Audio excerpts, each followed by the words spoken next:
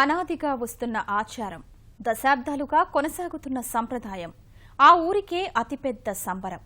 ఎప్పుడూ ఐక్యంగా ఉన్న ఆ పల్లె రెండు వర్గాలుగా విడిపోయి పిడకలతో కొట్టుకోవడమే ఉత్సవం. అందుకే దేశంలోనే ఈ వేడుకకు అంత ప్రత్యేకం.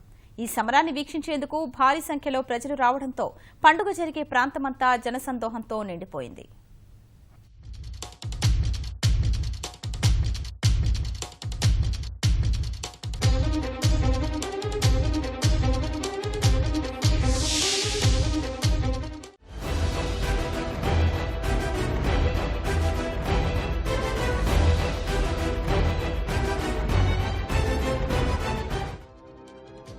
దశాబ్దాలుగా వస్తున్న ఆచారాన్ని కర్నూలు జిల్లా కైరుప్పల వాసులు కొనసాగించారు.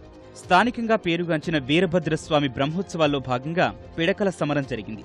ఊరి మధ్యలో ఉన్న మైదానానికి చేరుకున్న గ్రామస్తులు రెండు వర్గాలుగా విడిపోయి పిడకలతో కొట్టుకున్నారు. కొన్ని నెలలుగా ప్రత్యేకంగా తయారు చేసిన పిడకలను గ్రామంలో రాసులుగా పోసి ఇరు వర్గాలకు సమానంగా పంచారు. అనంతరం ఒక వర్గంపై మరొక వర్గం పిడకలతో కొట్టుకున్నారు.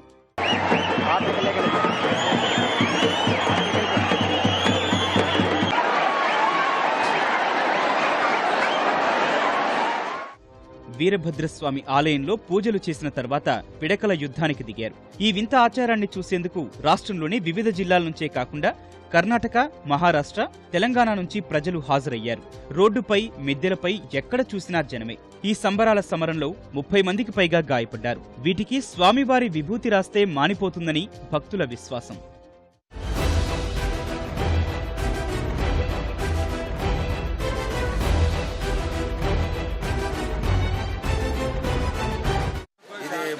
సంవత్సరాల నుంచి ఆనవాయితీగా పిడకల వేట జరుగుతూ ఉంది.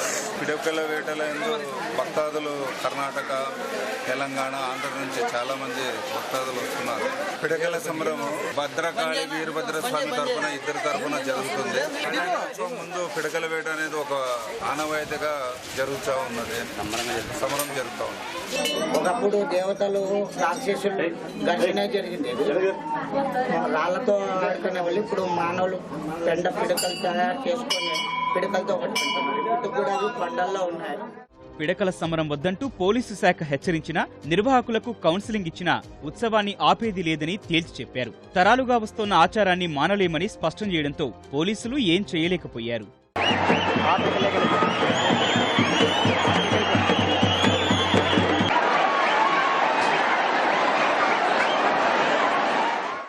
పరంగా పూర్తి స్థాయిలో బందోబస్తు ఏర్పాటు చేయడం జరిగింది. ఎటువంటి అనూహ్య పరిణామాలు కూడా మేము ఎక్స్పెక్ట్ చేయడం లేదు. భద్రతా చర్యలు ప్రతి సంవత్సరం లాగా సుమారు ఒక 100 మందితో పోలీసు బందోబస్తు ఏర్పాటు చేయడం ఉంది. స్పెషల్గా గ్యాస్ పార్టీ, మళ్ళీ ఏఆర్ పార్టీ కూడా మనం ఎటువంటి అనూహ్య సంఘటనలు ఏమైనా జరిగితే ఎదుర్కోవడానికి పూర్తిగా సంసిద్ధంతో. వీరభద్రుడి ఉత్సవాల్లో నిర్వహించిన సాంస్కృతిక కార్యక్రమాలు, గుర్రంపై ఊరేగింపు సహా ప్రత్యేక అలంకరణలో భక్తులు చేసే విన్యాసాలు చూపరులను ఆకట్టుకున్నాయి.